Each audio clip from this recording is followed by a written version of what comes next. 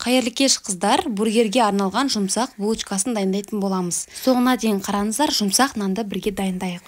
Жылы сүтімізге жылы суымызды құйып, құрғақ дрожжымызды салып, 1 ас қасық қантымызды салып, 3 ас қасық сұйық майымызды құямыз.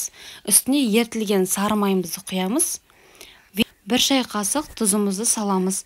Венчиктің көмегімен қантымыз бен тұзымыз дрожжымыз ерігенше жақсылап араластырамыз.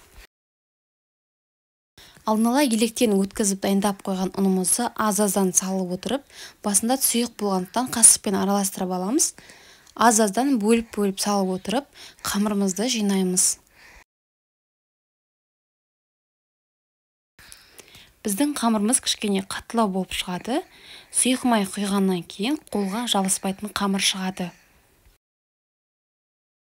Аздап сұйық май құйып, бетіне барлық жеріне жағып шығамыз. Қамырымызды жылы жерге міндетті түрде 1 сағатқа жылы жерге көтерілгенше қоямыз. 1 сағатқа дейін көтерілуге қойсаңыздар, сіздің булочкаңыз піскен кезде үлпілдек болып, әрі ортасы тығыз емес, жұмсақ болып пісетін болады. Көтерілген қамырымызды бөліктерге бөлеміз.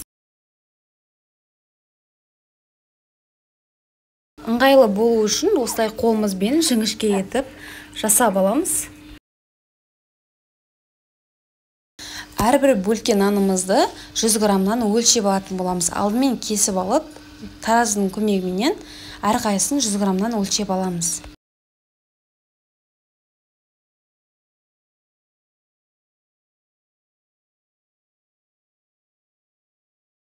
Бөлкен нандарымызды көтерілуге қоятын боламыз.